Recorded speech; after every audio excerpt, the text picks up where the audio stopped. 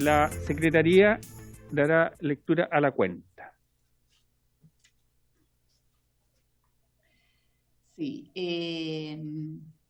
se ha recibido un reemplazo del diputado Macaya por el diputado Van Rieselberghi y un proyecto iniciado en moción de varios diputados que establece para los establecimientos comerciales que indica la obligación de instalar un centro o punto de reciclaje abierto al público y sanciona su incumplimiento.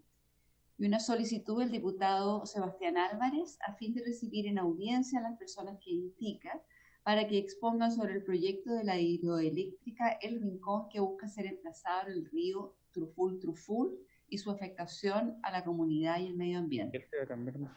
Eso es todo. Muy bien. Sobre la cuenta.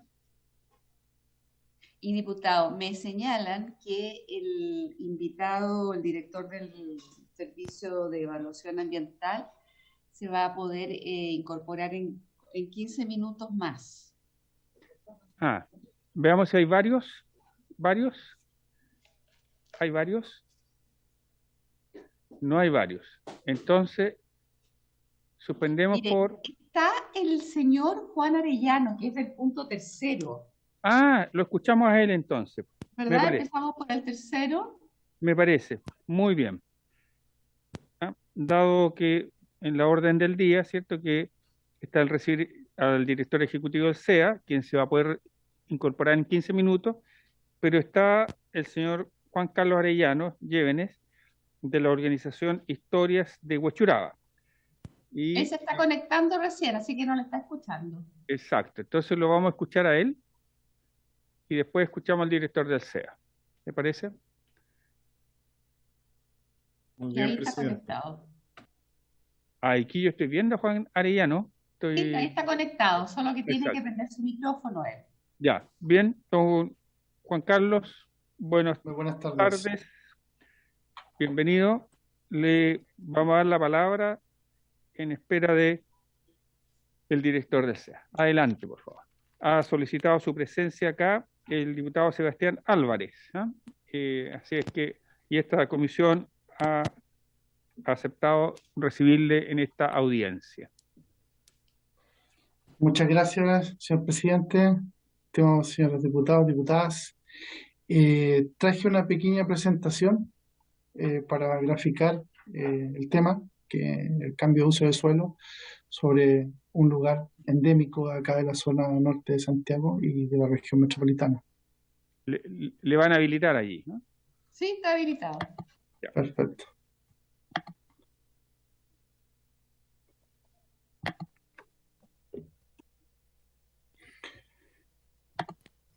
Bueno, antes que todo me presento, mi nombre es Juan Carlos Arellano Llévenes, investigador histórico, 48 años viviendo en el mismo lugar acá en la zona norte de Santiago.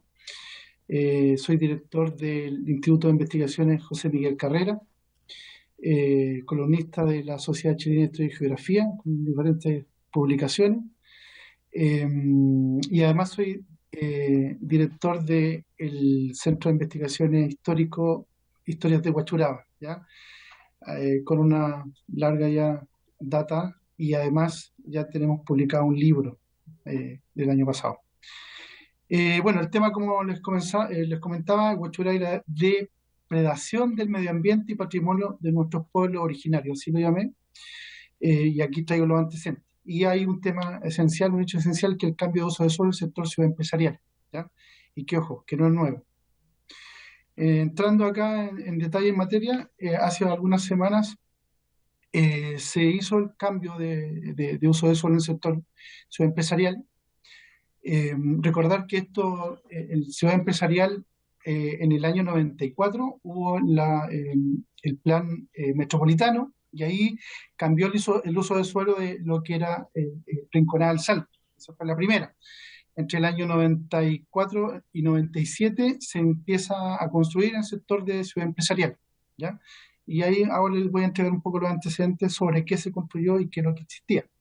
Y este es el cambio que se aprobó por la ilustre municipalidad de Huechuraba hace un par de semanas, a pesar que ya en el mes de octubre había sido rechazado, y una de las mociones que se daba era que iba a haber cambio de de consejo municipal, y que ellos debieran haber asumido este cambio, ¿ya? Y a solo 2 semanas de justamente asumir el nuevo consejo municipal, se anticipa la votación y se hace el cambio. O sea, incluso salieron concejales y llegaron unos nuevos. Y eso ya es un tema que para considerar. O sea, a solo 2 semanas se hace el cambio, a pesar que se había pedido expresamente que el nuevo consejo lo aprobara o lo rechazara. Y aquí me quiero ir a los antecedentes históricos, ¿ya? Yo he tenido la posibilidad de trabajar con don Rubén Stever. Rubén Stever es un doctor en arqueología, por años trabajó en el Museo de Historia Natural, y él tiene 3 grandes publicaciones que se llaman Mapocho Incaico Norte y el Mapocho Incaico Central, que hace algunos pocos días salió a la luz. Y en los 2 anteriores ya menciona el tema no solo de los hallazgos arqueológicos, sino también todo este tema del sistema de regadío y el tema de hídrico que existía particularmente en el sector de Rinconada del Salto, ¿ya? Y da las razones del porqué. Y resumiendo, tomando el croquis que ocupó en la última publicación, que insisto fue una publicación científica, con todo el método que corresponde, donde hay un ente investigador, un equipo investigador, pero hay un ente paralelo que puede estar trabajando, investigando lo mismo, da sus observaciones, y ahí sale a flote esta publicación. Y se lo remontamos acá a más o menos 1400, en la llegada de los incas acá al Valle del Mapocho. Recordad que el doctor Stever, en el año 2000, desde el 2012, hizo excavaciones en el centro de Santiago y llegó a demostrar que efectivamente había un asentamiento importante acá en el Valle del Mapocho antes de la llegada de los conquistadores. Y en ese contexto, siguiendo estas 3 publicaciones científicas, en particular se refiere al Coyo o al Salto. Bueno, por eso el sector del Salto y el barrio del Salto y todo ese sector se llama así, porque ahí había una caída de agua importante, una toma de agua del Mapocho de diferentes instancias, y caía lo que le conocimos en su momento como Rinconada del Salto, y se formaba una gran laguna que ustedes pueden ver acá, y esa gran laguna generaba estas acequias, la acequia Huechuraba, la acequia Quilicura, se llamaban así por la acequia que va a Quilicura, que va a Huechuraba, pero este era el epicentro general. Dentro de los análisis concluyentes que da el profesor Stever, da algo muy relevante. El sector norte y el Valle del Mapocho no estaban cultivados, ¿ya? Eran secos. Sí habían periodos que venían los pueblos originarios, hacían sus semillas, morían, sembraban, se iban, y después, pero no había un asentamiento.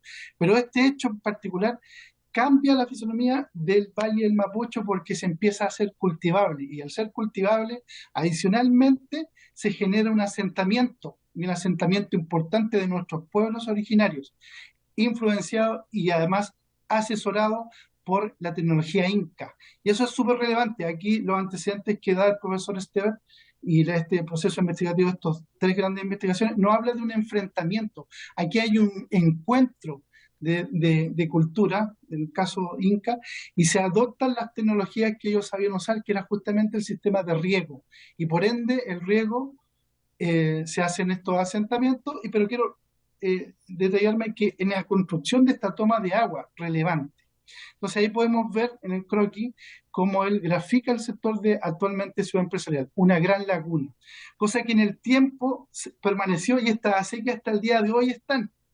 Estamos hablando de más de 500 años, están las acequias vivas acá, y que durante estos 500 años le dieron un aporte relevante, no solo al asentamiento, sino en el precolombino, sino a la llegada de los conquistadores, y además en el proceso de colonia. Pasó por todas las etapas que hemos tenido como país este hecho histórico. Acá entrar que, como les decía, la agricultura y el desarrollo de estas acequias generan asentamiento, y acá tengo las investigaciones, más que investigaciones, los rescates arqueológicos que están a lo largo de que es Huechuraba, Conchalí, Parte Recoleta, también Quilicura. Y aquí muestro que en lugares justamente aledaños a esta acequia o en el mismo Ciudad Empresarial se encontraron por lo menos son alrededor de 13 hallazgos relevantes, y no solo de cerámica. Acá está también el sector poniente, que es súper relevante porque esta sequía siguen hasta el día de hoy, esta sequía y bañaban en el proceso de la colonia. Acá hay una disputa justamente territorial y de sequía en el siglo XVIII, en especial 1741, pero estos terrenos habían sido heredados por Bartolomé, más que heredados, habían sido asignados a Bartolomé Blumenthal, Huachurá y Quilicura. Él era un alemán que venía en el grupo de expedicionistas o conquistadores de Pedro Valdivia, y él queda con esos terrenos que después, bueno, para hacerla corta, es el bisabuelo de la Quintrala, ¿ya?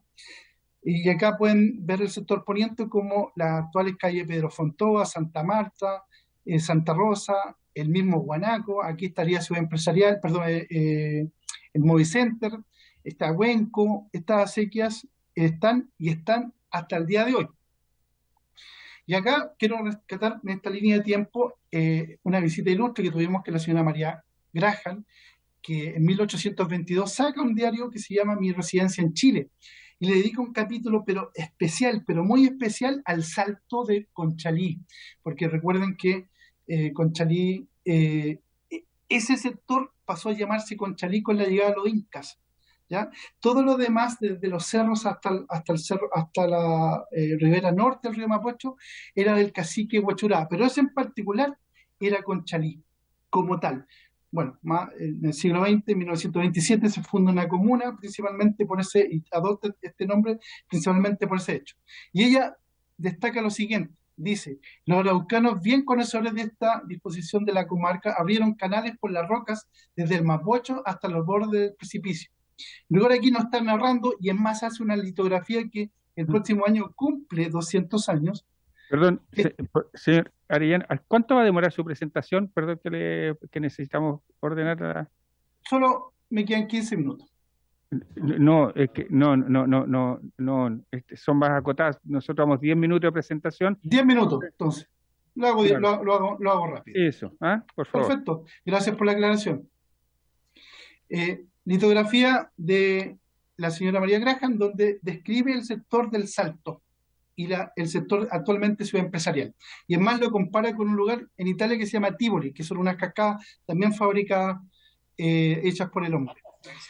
En 1878, el Museo de Historia Natural tiene registro de musgos hepáticos y lo encuentra en el lugar del Salto Conchalí, 1878, y describe este lugar como un lugar que se pueden notar temas endémicos, o sea que solo será en ese lugar, 1878. Ya algo han pasado en estos 400, casi 400 años, en esa fecha. Y aquí quiero mostrar súper rápidamente cómo está Tivoli Italia después de 200 años. Esas son las cascadas que tiene Tivoli Italia, tal cual lo describía la señora María Graham, y aquí está el salto de Conchalí.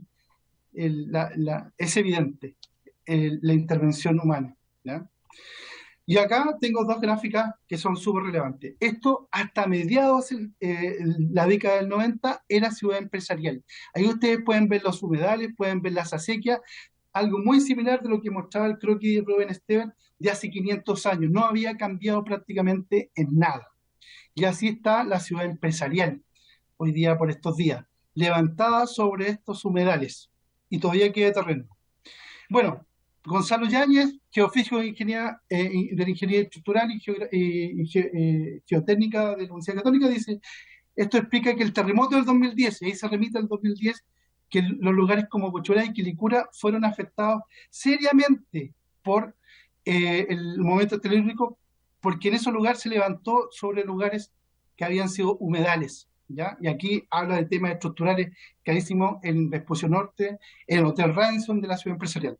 Y en términos simples, un terremoto, las ondas sísmicas quedan atrapadas, rebotan dentro de un suelo blando, generando movimiento que en construcciones débiles se notaría su mayor intensidad. Hay mucho más información, como una Huachurá, Lampa, Huachurá tienen suelos blandos, y sobre todo Huachurá se están construyendo edificios más altos después del terremoto del 2010. O sea, después del 2010, a pesar de lo que pasó, se empezaron a autorizar construcciones en altura. Y hay un tema muy particular que dice el urbanista Luis Valenzuela, es con respecto al fenómeno que estaría explicando este tema, que se llama la licuefacción, ¿ya?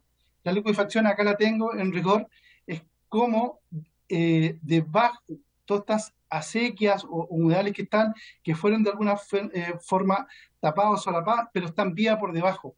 Y en estos movimientos se puede generar que se transforma en lodo el terreno que sustenta este tema, ¿ya?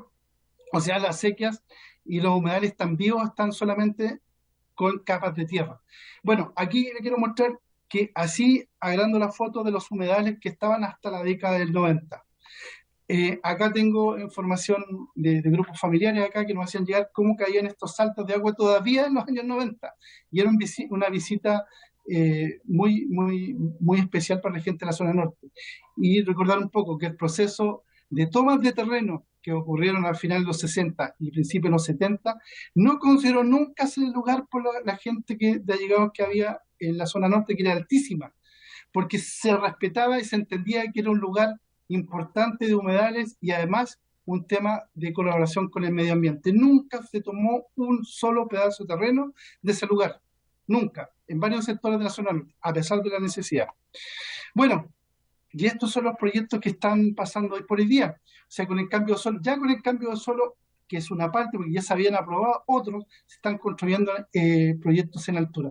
Y aquí viene una cosa súper significativa, y quiero ser súper enfático, es que no solo se han encontrado cerámicas, ¿ya?, sino se han encontrado cementerios precolombinos de nuestros pueblos originarios, en lugares donde se van a levantar proyectos inmobiliarios. Se toman, se sacan y se olvidan y se plantan estos ¿cómo se llama?, estos edificios. O sea, pasando por alto todo nuestro pueblo originario, lo que genera y lo que significa esos lugares.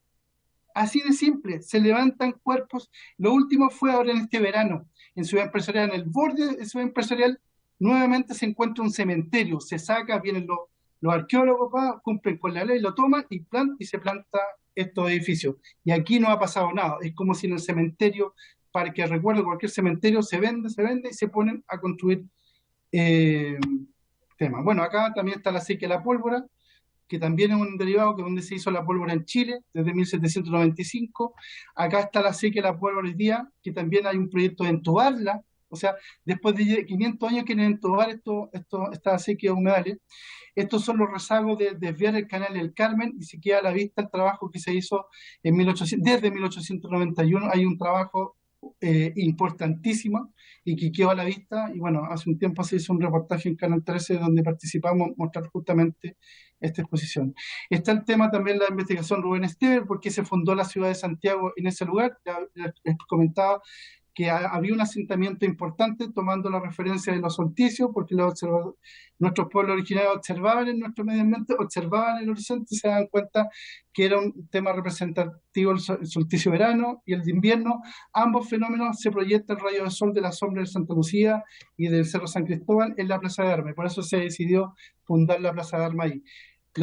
Según como correspondía, la Plaza de Armas tenía que ir al norte perfecto, se tenía que haber fundado la calle Bandera, pero en rigor se respetó y se fundó donde ya había un asentamiento importante que se demostró que estaba. Bueno, ahí están los hallazgos del centro de Santiago.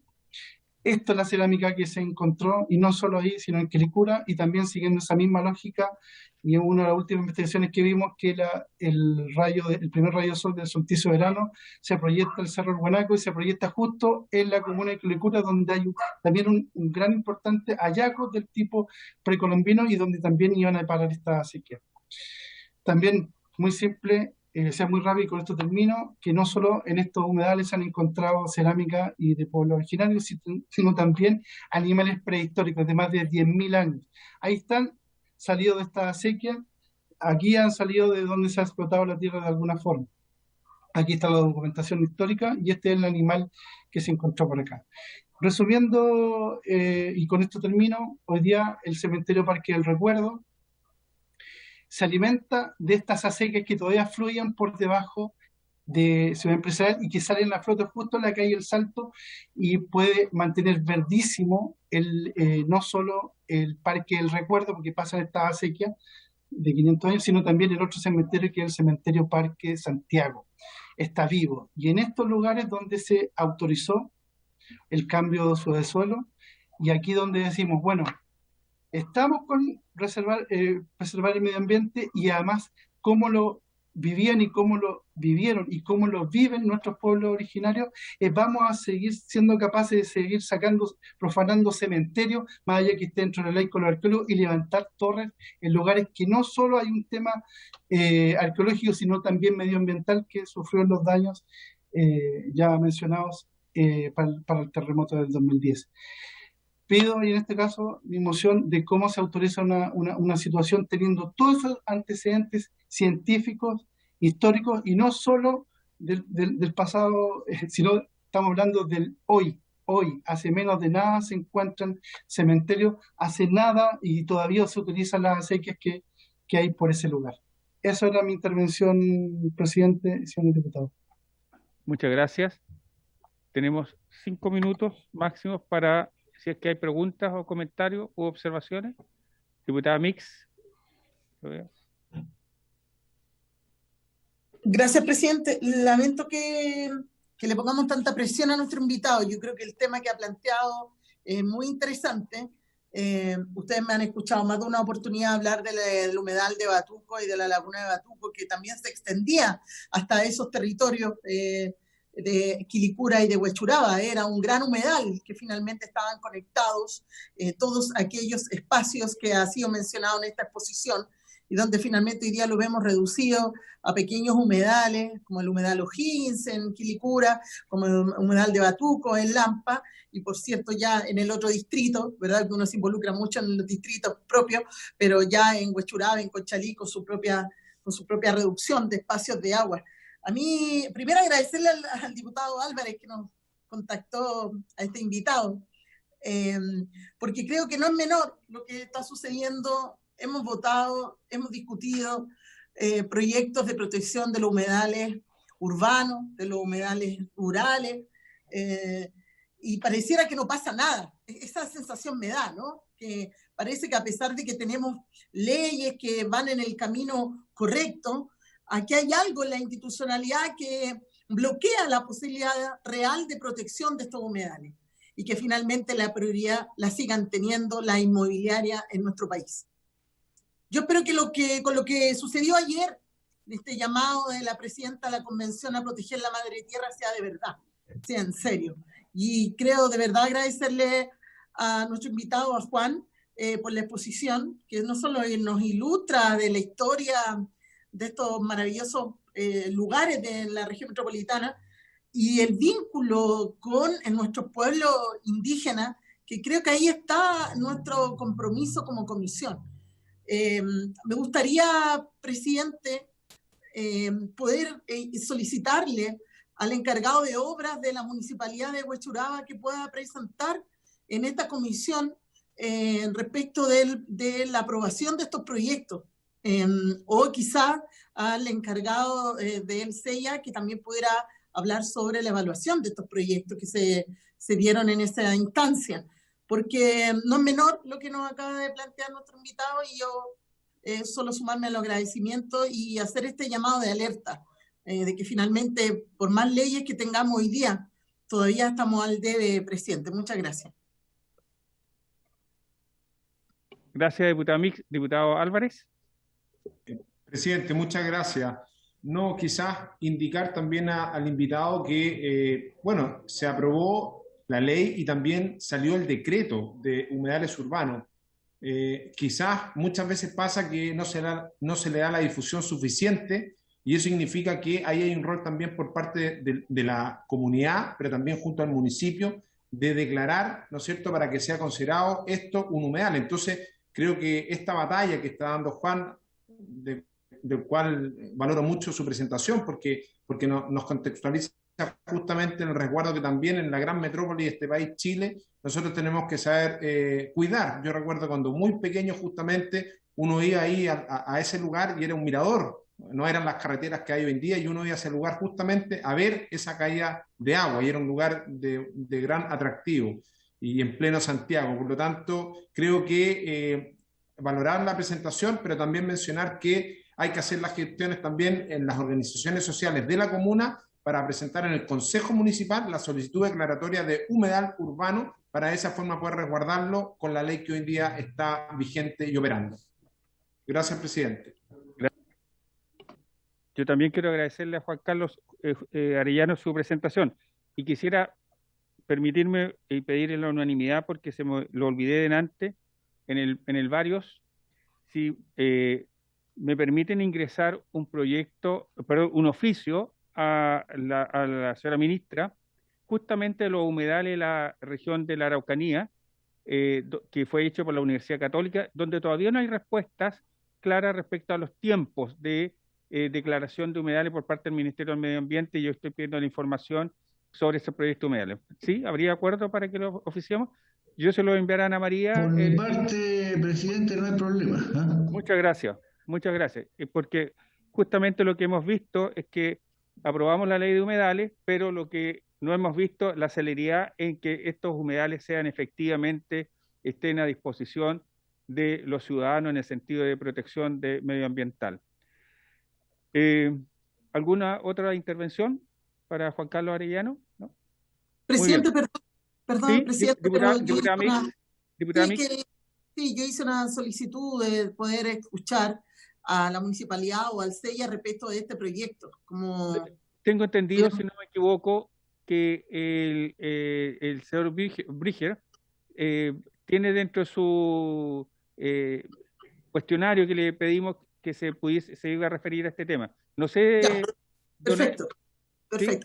Vamos a escuchar. Y de no ser así, le vamos a dar paso a su solicitud, diputada Mix. Les cuento, la invitación para el señor Bríger está con los 3 temas y acaba de entrar él a la sesión, para que ustedes sepan. Lo que pasa es que este era el 3er tema que se... El 3er punto del temario, claro. ¿Cierto? Claro. Así es que, muy bien. Agradecido. Juan Carlos, usted puede permanecer porque probablemente el director ejecutivo del CEA, don Hernán Bríger Valenzuela, que está acá con nosotros, se va a referir al tema. Entonces, quiero saludarle, director, agradecerle su presencia. Usted tiene allí un temario que le enviamos, ¿cierto?, desde la comisión, y me imagino que usted se va a referir a los puntos que están allí señalados. Adelante, por favor.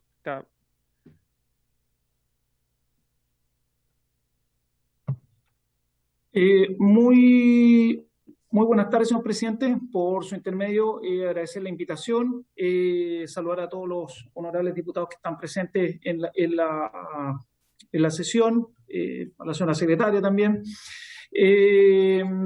Encantado de poder asistir para explicar algunos temas respecto a los cuales se opina bastante. Creo que a veces se tiene poco conocimiento sobre el tema, y eso a veces lleva a sesgos, muchas veces en las opiniones que se dan.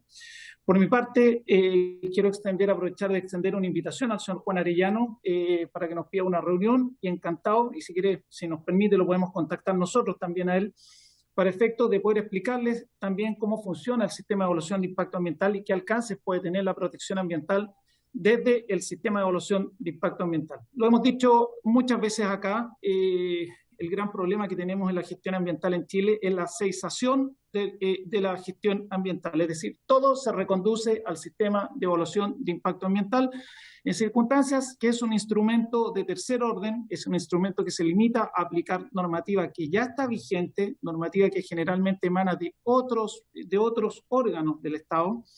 Por lo tanto, y va evaluando proyecto a proyecto, de tal manera que como instrumento de gestión ambiental para arreglar grandes temas de la nación es poco efectivo. Indudablemente la efectividad radica en el proyecto a proyecto, pero no en aplicar y proteger grandes extensiones de terrenos, de sitios, de áreas protegidas, porque no es la función del sistema de evaluación de impacto ambiental. Así que encantado, extiendo la invitación al señor Arellano para que tengamos una discusión y también poder orientarlo respecto a, y ayudarlo también en esta cruzada que tiene él por proteger ciertos sitios.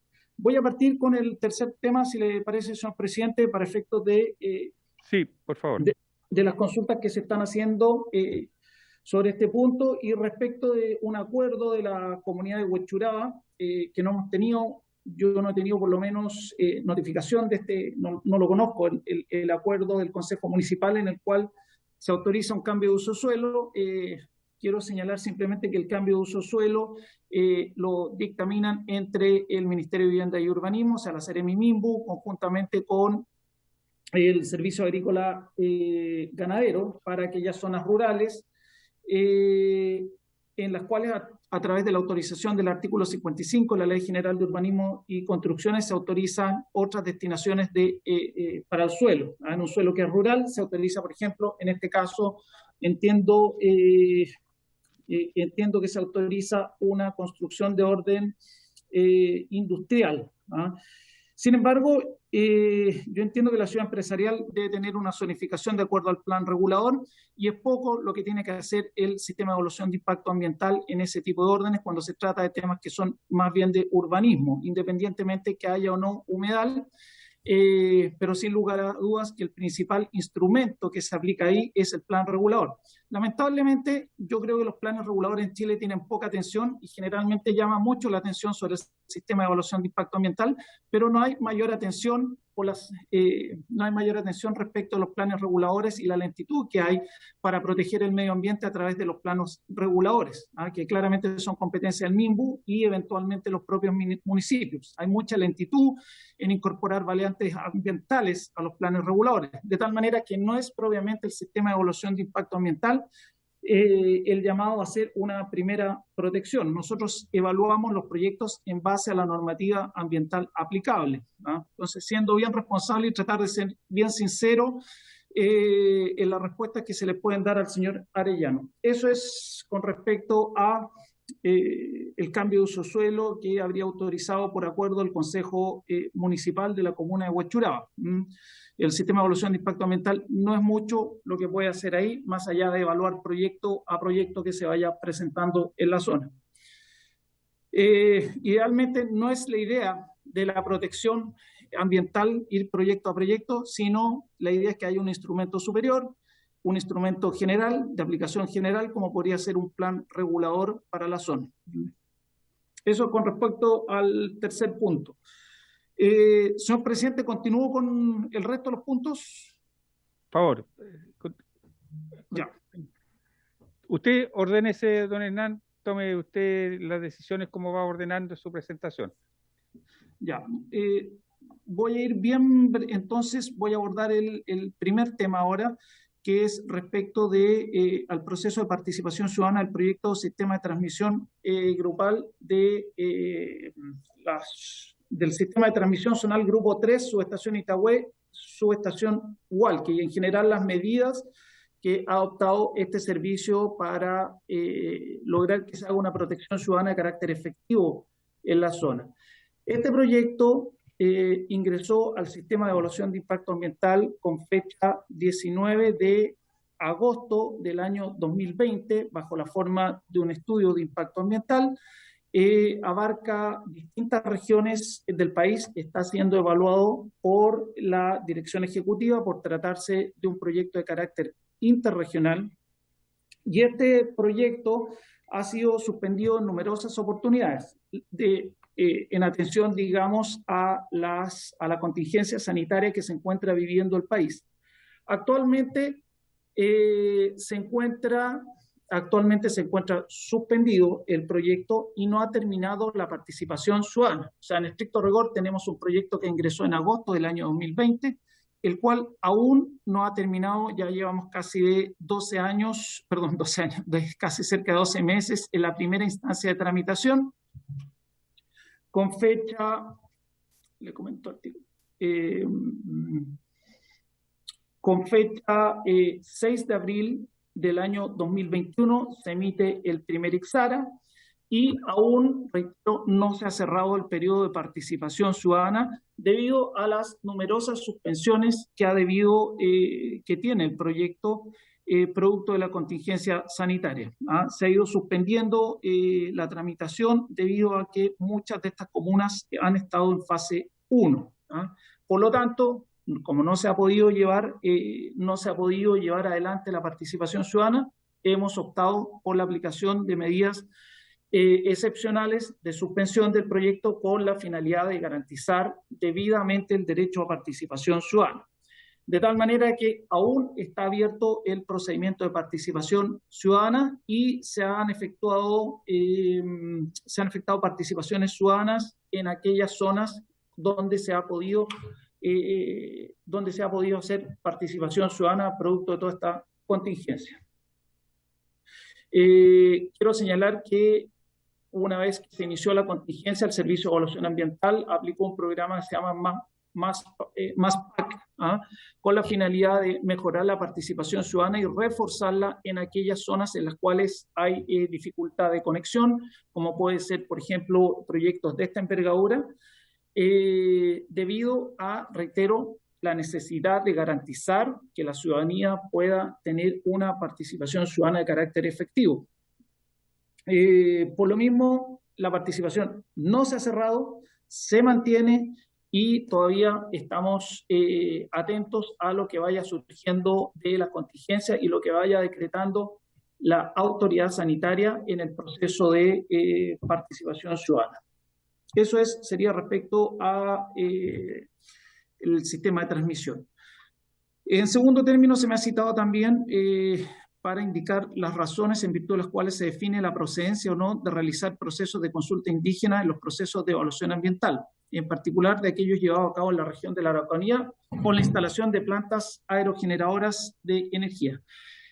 Bueno, en términos generales, el proceso de consulta indígena en el sistema de evaluación de impacto ambiental obedece necesariamente, como todos sabemos, a la aplicación del artículo 85 del reglamento del sistema de evaluación de impacto ambiental, y en términos generales se aplica cuando hay afectación directa, una afectación de carácter significativo sobre las comunidades indígenas, sobre grupos humanos pertenecientes a pueblos indígenas, y en virtud de estos impactos que puedan afectarlos directamente, es que se abren procesos de consulta indígena conforme a la aplicación del convenio 169. Y evidentemente la obligación ahí del Servicio de Evaluación Ambiental es llevar adelante los procesos de consulta indígena bajo los principios de buena fe, bajo los principios con la intención de llegar a un acuerdo respecto de las materias que pudieran afectar a estos grupos humanos pertenecientes a pueblos indígenas, se diseña todo un mecanismo para que las comunidades puedan participar conforme a las respectivas cosmovisiones. Esto es de normal ocurrencia dentro del sistema de evaluación de impacto ambiental y no solamente para las plantas aerogeneradoras de energía. Lo que sí es necesario determinar la significación de los impactos. No basta que hayan comunidades indígenas en la zona, sino que se vean afectadas directamente desde un punto de vista ambiental. Se hace un análisis previamente respecto del grado de afectación y una vez determinado eso, se procede a la consulta indígena conforme al convenio 169, que ya tiene larga aplicación en el sistema de evaluación de impacto ambiental. Eso es en términos bastante generales y amplios lo que puedo señalar respecto a la citación que se me está realizando, señor presidente. Quedo abierto a cualquier tipo de consulta o duda al respecto. Muchas gracias, director. Se ofrece la palabra. Diputado Félix González. Después de usar la palabra yo, si es que no hay. Diputada Mix. Diputado Celis, ¿quién habla? Diputado Félix González. Muchas gracias, presidente. Quisiera saludar al director y también a la secretaría que está presente, informática, que no le vemos, pero nos sostiene las sesiones. Sobre el sistema de transmisión eléctrica, que desde Hualqui, ¿verdad?, que es nuestra zona, hacia las otras regiones, está generando mucha inquietud en la ciudadanía. Por la naturaleza del proyecto, una línea de transmisión pasa por muchas zonas rurales, entonces la participación ciudadana se ha visto afectada no solamente por la pandemia, sino también por el hecho de intentarse hacer por vía telemática. Personas que no tienen computadores, ¿no?, así de simple, no tienen una conexión, no tienen internet, y la información de las actividades también les llega tarde. Entonces, y nos encontramos con la necesidad de solicitar que se rehaga la participación ciudadana, porque hay algunas sesiones, como por ejemplo en Cauquenes, en donde asistieron 6 personas.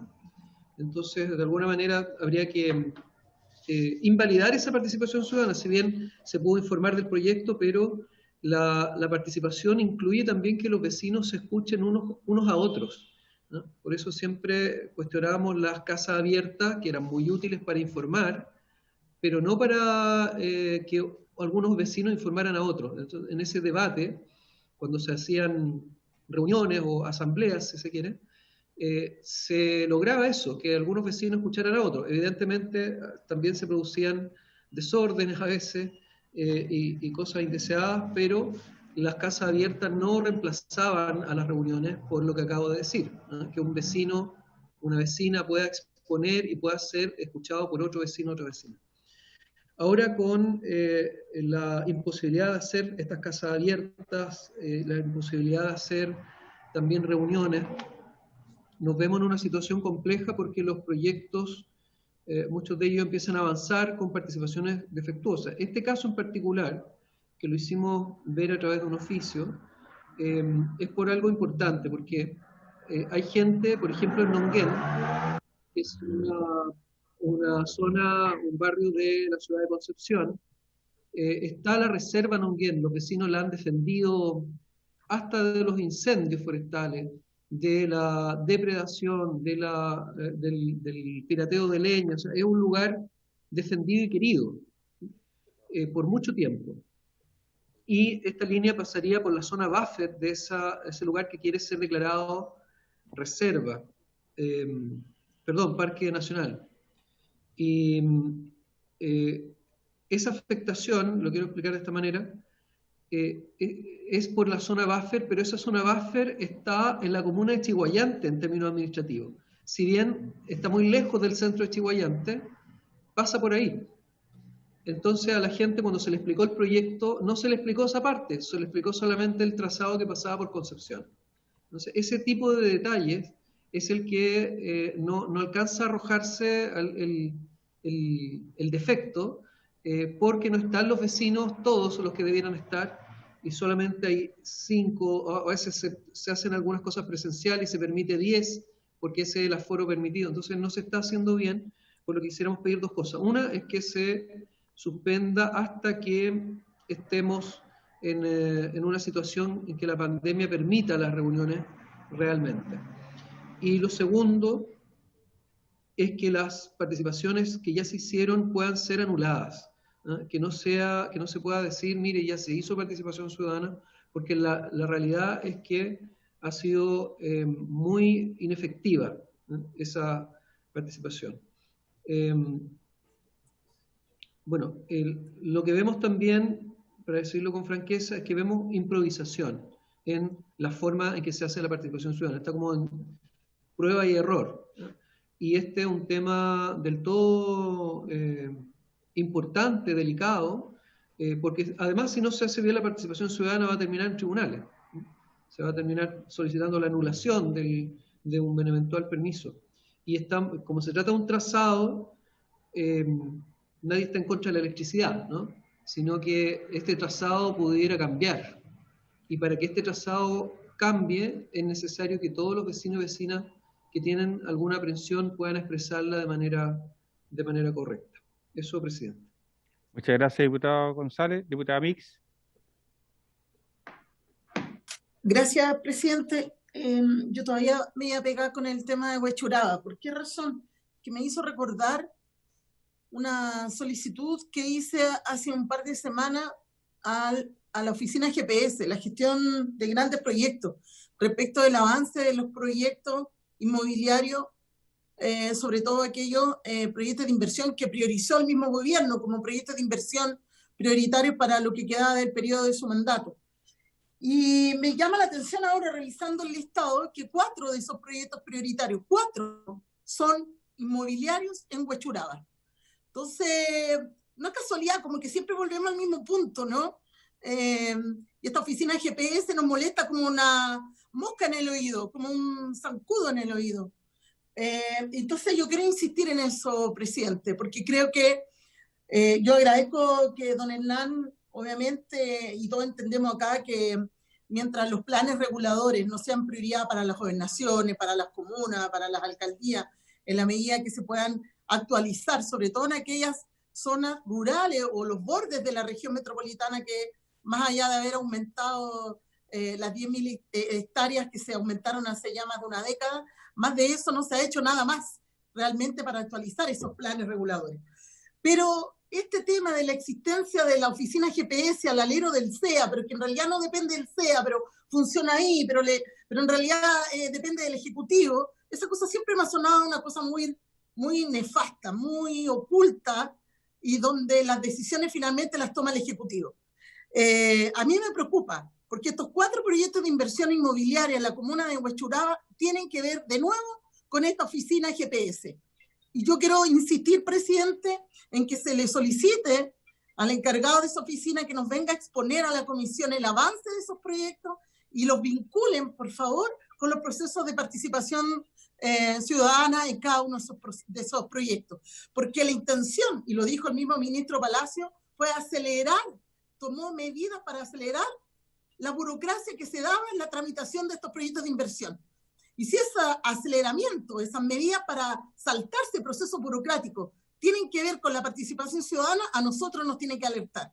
Por eso que insisto tanto en eso, presidente, yo quiero pedir que por favor vengan a exponer respecto al avance de los proyectos, porque todas las semanas que tenemos una exposición, Tate, tiene que ver con la GPS. Ojo ahí, presidente, porque al final estamos mirando responsables donde no los hay, y nos estamos enfocando en quién de verdad hoy día tiene la responsabilidad en el avance de estos proyectos, presidente. Eso nada más. Muchas gracias, diputada Mix.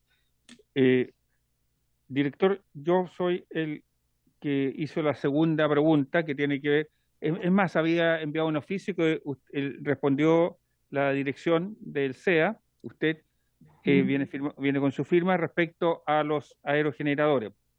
Ocurre que se instalan gran cantidad de aerogeneradores en la región de la Araucanía, en zonas aledañas a comunidades indígenas, se han hecho por la vía del día, y yo entiendo que en el artículo 11, ¿cierto? No me voy a referir al artículo 85 del CEA, sino que al artículo 11, en su literal C, dice claramente que cuando hay el resentamiento de comunidades humanas o la alteración significativa de los sistemas de vida y costumbre de grupos humanos, y aquí hay un tema muy importante con los aerogeneradores, porque efectivamente las comunidades han señalado que, no estando en contra, para ser súper claro, ¿cierto?, de energías renovables, la instalación de aerogeneradores con distancias cercanas que son inadecuadas y que le afectan las actividades de guillatún, las actividades propias de las comunidades, no han sido contempladas adecuadamente, y todo se evalúa por la vía de las días,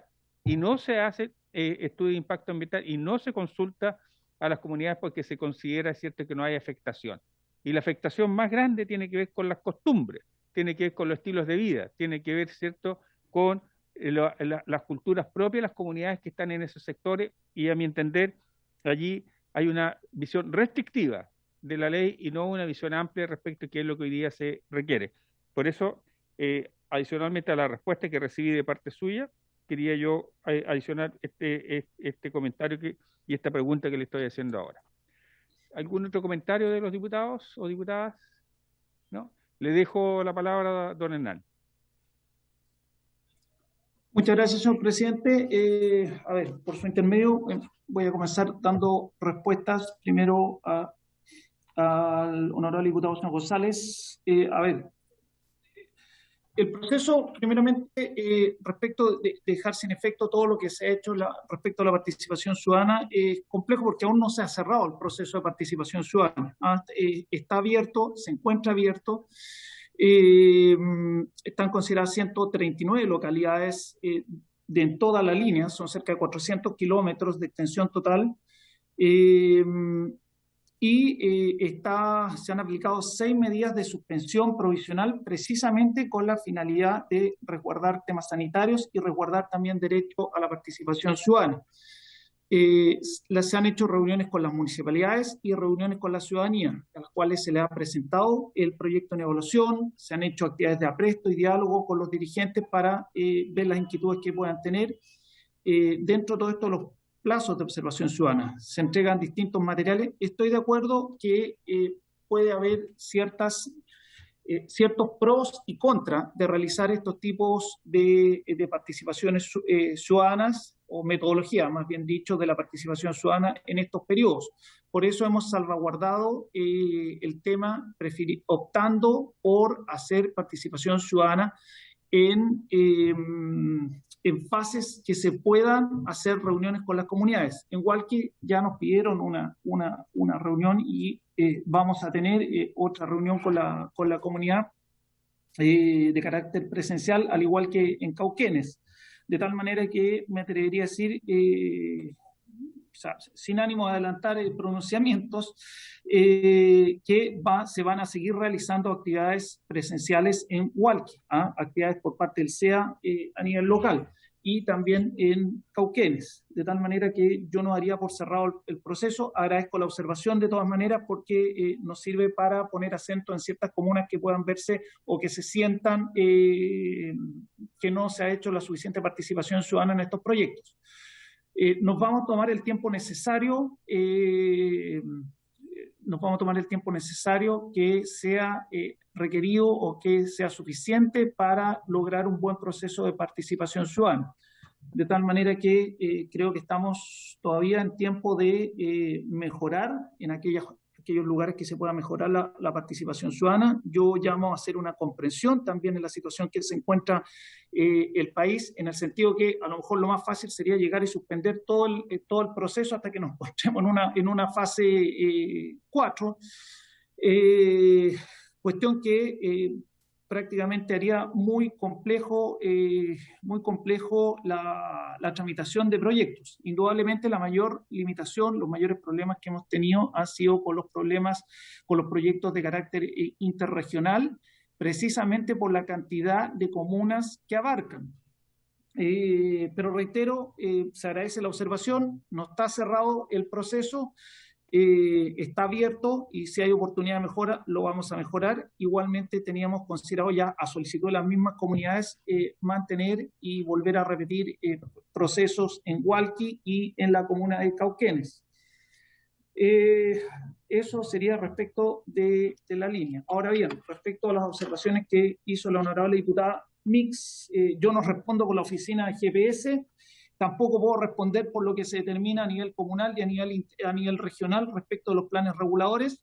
Lo que sí le puedo decir que el sistema de evaluación de impacto ambiental a nivel de ciudades que están ya reguladas por planes reguladores, que han tenido evaluación ambiental estratégica, que han tenido participación ciudadana en los procesos de gestación de estos planes reguladores, ya sea a nivel intercomunal o a nivel comunal, que ha tenido participación ciudadana la evaluación ambiental estratégica, que tienen además un plan de descontaminación, en el cual también ha existido participación ciudadana. O sea, estamos hablando de 3 instrumentos de gestión ambiental, al cual se le aplica un 4º instrumento de gestión ambiental, que es el sistema de evaluación de impacto ambiental.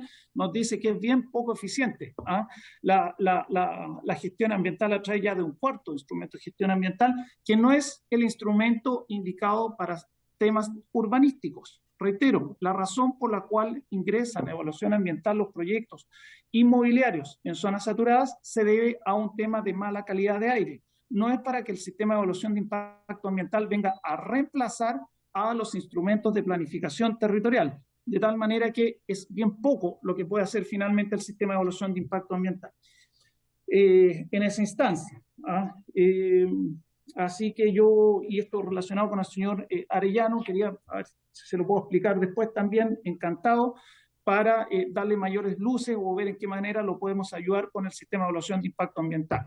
Pero el sistema de evaluación de impacto ambiental, reitero, es un instrumento, es el último instrumento dentro de la pirámide de instrumentos de gestión ambiental, y por lo mismo responsablemente le puedo decir que no nos podemos hacer cargo del urbanismo de la ciudad, porque eso le corresponde sin duda al mismo. Y respecto a la misma consulta que me hiciera el señor presidente, A ver, los análisis que se hacen respecto de la afectación de las comunidades indígenas se hacen caso a caso, dependiendo de las obras del proyecto. Reitero que en términos generales, no es solamente en la región de la Araucanía que ingresan o que hay consultas indígenas respecto a los aerogeneradores. Un primer punto es por qué se instalan aerogeneradores, sobre todo en territorios que son aislados. Y a este respecto quiero citar nuevamente tema de ordenamiento territorial. La Ordenanza General de Urbanismo y Construcción establece, y así lo ha ratificado el mismo a través de sus interpretaciones de la División de Desarrollo Urbano, que la infraestructura energética se entiende siempre autorizada en sectores rurales, de tal manera que se puede instalar cualquier tipo de aerogenerador, y no solamente aerogenerador, sino cualquier tipo de infraestructura en zonas rurales. De tal manera que, partiendo de la base que hay una normativa previamente aplicable, el sistema de evaluación de impacto ambiental va evaluando caso a caso si hay una afectación directa. Yo estoy de acuerdo que pueden haber guillatunes en el sector, pero tenemos que hacer ahí el cruce. El cruce que se hace es de acuerdo a la información también que nos va entregando el titular, y los pronunciamientos de los servicios públicos. Se hace un cruce con esa información con la finalidad de poder determinar si hay una afectación significativa sobre los grupos humanos pertenecientes a pueblos indígenas, especialmente considerando los sistemas, sus costumbres y sistemas de vida. Y muy bien citó ahí el señor presidente, usted citó muy bien la norma, y efectivamente es un análisis de carácter técnico que se hace.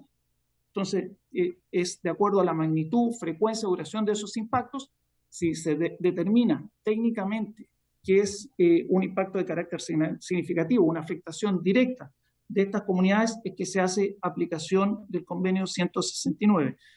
No necesariamente la presencia de estos grupos humanos pertenecientes a pueblos indígenas, no por el solo hecho de estar ahí se gatilla una consulta indígena, sino que es necesario hacer un análisis muy fino. A lo mejor puede que sea mal comprendido el sistema de evaluación de impacto ambiental en ese orden de ideas, pero requiere una afectación directa, es decir, con un análisis técnico, y para eso también se hacen reuniones especiales en esos proyectos previamente para saber si hay una afectación o no. Las reuniones son de carácter presencial, se ha privilegiado a las comunidades, la participación de las comunidades indígenas de forma presencial, de tal manera que también hay muchos procesos que están suspendidos. Pero reitero, la sola presencia de comunidades indígenas no implica necesariamente que tiene que haber consulta indígena. Finalmente, quiero reiterar que existen y tratar de hacerlos comprender de que efectivamente hay otros instrumentos. El Servicio de Evaluación Ambiental está empeñado en la participación ciudadana en las instancias que correspondan, pero reitero mis aprensiones con la intención, cuando hayan intenciones de que toda la gestión ambiental del país se circunscriba exclusivamente al sistema de evaluación de impacto ambiental, y mis sugerencias es poner el acento en otros instrumentos de gestión ambiental que son de carácter superior y que sin duda también tienen un alto grado de efectividad al momento de evaluar los proyectos ya de manera particular. Es todo cuanto puedo decir, y nuevamente quedo abierto a cualquier tipo de consulta, señor presidente. Muchas gracias. Solo señalarle a la Secretaría, perdón, diputado González, que está acá en la sala el diputado Gastón Saavedra y el diputado Frank Riesenberger, ¿no? Gracias. Ya. Muy bien. Diputado Félix González, le dejo la palabra. Gracias, presidente. Sobre la línea de transmisión eléctrica, por las palabras del director, habría voluntad de perfeccionar o aumentar la participación ciudadana, permitirle a la gente participar en fases en donde haya foros más grandes. Sin embargo, quedan 9 días. Es el plazo que queda. Yo, si no escuché mal, son 139 o 130 y algo localidades en 400 kilómetros de tendido. y quedan 9 días. Entonces, para poder saberlo, si eso implica que van a extender el plazo de participación, porque en 9 días no va a poder hacerla ni siquiera en Hualqui, dijo. Va a ser un poco complejo hacerlo en 9 días y que se acabe. Esa es la preocupación de la comunidad. No en todos los proyectos la comunidad se muestra tan interesada en participar. Y además con frustración, porque sienten que las participaciones no han sido, les han pasado por el lado a algunos, o han tenido las participaciones y no le han dado todos los datos, ¿no? Como digo el caso de Neuquén, en que les hablaron del tramo en Concepción y el tramo que pasa por el lado de ellos por una razón de cómo se diseñaron las comunas, corresponde a la comuna de Chihuayante y no les dijeron, no les expresaron esa parte, además participaron pocas personas. Esa es mi inquietud. Si el director nos aclara ahora que se va a extender el plazo de manera de estar en fase 3 o 4, digamos, y que las personas van a poder expresar, e imaginamos también, esperamos que el titular esté disponible en este nuevo Chile a cambiar los trazados para que no sea por la línea más corta y la más rentable para ellos, sino que la que tiene que ser. Y para eso debiera estar el Estado también resguardando que se hagan los proyectos como se debe. Sí. Eso, presidente. Gracias, diputado. Oye, yo quería hacerle un comentario al director. Mire, a mí lo que me llama la atención respecto, y yo entiendo las razones que él señala respecto a que no en todo lugar donde exista una comunidad indígena implica que tiene que haber consulta. Lo que me llama la atención, por ejemplo, que hay 2 parques eólicos en la Araucanía grandes, tanto en Ercilla como en Coyipulli, 407 megas, ninguno de ellos ha tenido consulta, y hay 11 días adicionales, ¿cierto? Ninguno con consulta, y ahí tenemos 1.300 megas. Entonces, claro, llama la atención que de toda la cantidad de proyectos que son parques eólicos, se asuma que ninguno, o muy pocos, o sea, de hecho, ninguno, ¿cierto?, tenga afectación de costumbres de las comunidades. Entonces, de ahí surge la observación. Yo, en lo personal, soy de la Araucanía, conozco, recorro las comunidades, entonces no creo, se lo voy a decir así, ¿cierto? Sí, no sí. creo que, obviamente, que de todos los parques que se instalen, ninguno tenga afectación sobre las comunidades. Se me hace muy difícil entender eso, se me hace realmente complejo. Por eso les decía adelante que yo veo que hay una visión restrictiva de la ley más que una visión amplia. De hecho, las comunidades se quejan a continuación y surge lo que decía el diputado González, que se entorpece un proceso, un procedimiento que pudo haberse obviado si es que se hace una adecuada consulta en las comunidades. Y habrá algunos parques, obviamente, que no tengan afectación o que su afectación sea muy colateral. Bueno, le dejo la palabra a don Hernán y agradecerle su disposición además. Gracias, señor presidente.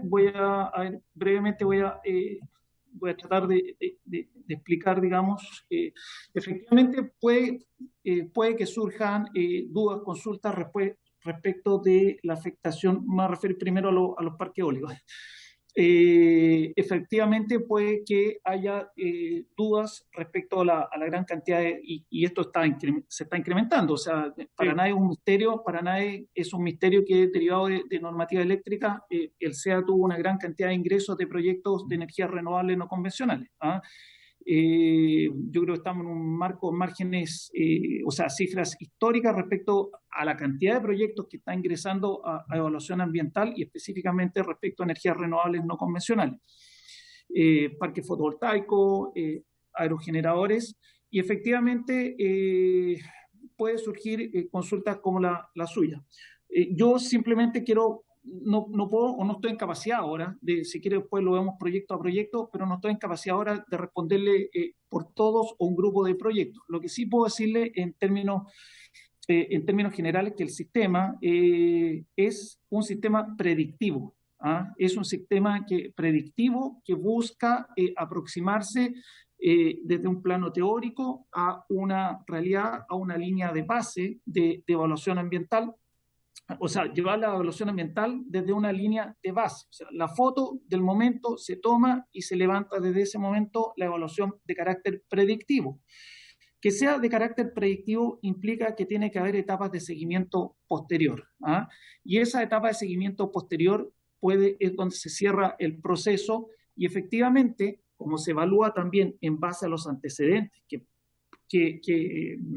presentan los titulares, los cuales son corroborados por los órganos de la administración del Estado, yo le puedo señalar que queda abierto el camino para que la superintendencia, si verifica posteriormente de que los impactos no han sido de acuerdo a lo que ha declarado el titular, viene ahí un cierre del sistema en el cual la superintendencia puede levantar cargos por elusión.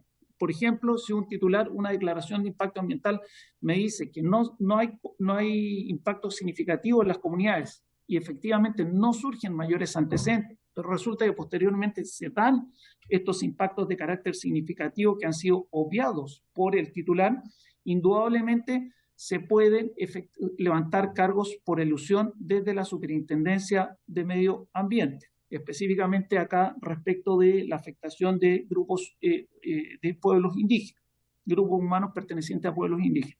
Entonces el sistema considera esos mecanismos. Igualmente la Superintendencia de Medio Ambiente tiene facultades para decretar nuevos monitoreos, nuevos levantamientos de información, y esto se lo hemos reconocido a la superintendencia.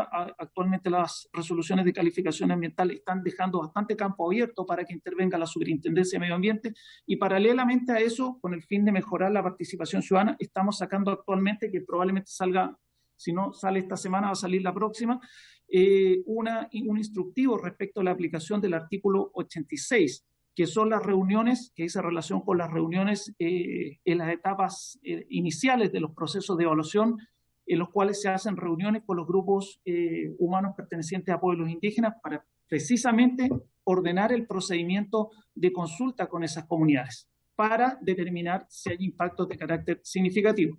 De todas maneras, mi compromiso de revisión de todos estos temas, la idea es efectivamente poder determinar si hay impacto significativo, que se haga consulta indígena. Al contrario, no somos enemigos de la consulta indígena y creemos que debe hacerse para, en cierta manera, fortalecer la licencia social que puedan obtener todos los proyectos de inversión, introduciendo las variables de sustentabilidad en su diseño. Eso es, señor presidente, respecto a su consulta. Y respecto a la consulta del honorable diputado señor Félix González, efectivamente puede que en 9 días, pero está suspendido el proyecto, no me acuerdo la fecha exacta, pero probablemente debido a la condición sanitaria se tenga que seguir suspendiendo, y eso nos da oportunidad para rediseñar en algunos lugares que sea necesario poner acento para la consulta, para la participación ciudadana. Ahora bien, no es debido a los medios con que cuenta el Servicio de Evaluación Ambiental, no es posible realizar participación ciudadana, y esto ha sido discutido ya por los tribunales en todas las localidades, sino simplemente se trata de hacer un análisis, se hace un análisis territorial y se va determinando en qué localidades, cuáles son las comunidades que podrían verse más afectadas. Pero en este tipo de proyectos, llegar a 139 localidades es bastante complejo. Ahora el acento hoy en día se está poniendo en aquellas localidades que están más aisladas, que tienen dificultades de conexión y las cuales puedan verse más disminuidas respecto al ejercicio de sus derechos de participación ciudadana. Ese es el acento que estamos poniendo. Hicimos un levantamiento de la información a nivel nacional con todos los lugares que pudieran estar más aislados, y el acento va a estar en esas localidades más aisladas para efecto de la participación ciudadana. Así que oportunidad de mejora, atendido el tiempo que queda, es posible. Creo que es posible, y sin perjuicio también no nos olvidemos que la participación ciudadana, por modificaciones sustantivas, por ejemplo, los cambios de trazado, durante la evaluación del proyecto, pueden dar lugar también a otras instancias de participación ciudadana más avanzado el proceso. Eso es Muchas gracias. cuanto puedo señalar, señor presidente. Muchas gracias, director. Creo que no hay más preguntas, ¿no? Estamos resueltos. Muy bien. Don Juan Carlos, lamentablemente, procedimentalmente aquí intervienen los diputados haciendo las preguntas, pero le voy a dejar ahí un espacio, vamos a hacer una excepción, pero son los diputados los que hacen las preguntas. Era perdón, solamente era para responderle al director, nada más. ¿Ya? Dígale, ocupe. Bueno, agradecer, de verdad, estas instancias que genera su dirección son muy importantes. Si no, no hubiéramos dado que poner los antecedentes arqueológicos, paleontológicos que había en el sector de Huechuraba y algunos proyectos llevarlo a participación ciudadana y darse cuenta que las inmobiliarias en su declaración de impacto ambiental nunca declararon que tenían antecedentes previos. Logramos que en esa instancia poner, no solo por un tema particular, general. Hoy día se hacen sondeos arqueológicos acá en Huechuraba para ciertos proyectos y se dio justo por la participación ciudadana con la cual me tocó participar, llevar a la instancia, así agradecer. Y otra cosa que nos dimos cuenta, lamentablemente, que las municipalidades, en este caso la Huechuraba, anticipaba los planes de mitigación a pesar que estaban en el proyecto de evaluación ambiental. Así que eso se lo agradecemos. Así que son súper relevantes en la dirección. Gracias. Muy bien, además que se genera un link entre usted ahí y el director para que se puedan conectar. Muy bien, habiéndose cumplido el objeto de esta sesión, agradecerle a las diputadas, diputados, a la Secretaría, al soporte informático y, por cierto, al director. Diputada Mix, perdón. Antes de cerrar. Sí, lo que solicité, presidente, de reiterar la solicitud al GPS, por favor. Nada más. Sí, se ha tomado nota. Se ha tomado nota. Muy bien. Perdón, mi duda es la siguiente, que se le mandó un oficio, pero se le mandó hace muy poco. ¿Lo volvemos a reiterar? ¿El mismo oficio? No entendí. Presidente, no, ¿por qué no lo convocamos? Porque ha sido difícil la relación con ellos. Sí, esperemos la respuesta del oficio, tenemos un tiempo, y según aquello procedemos, para no actuar sobre la marcha, pero entendiendo que esto viene hace tiempo.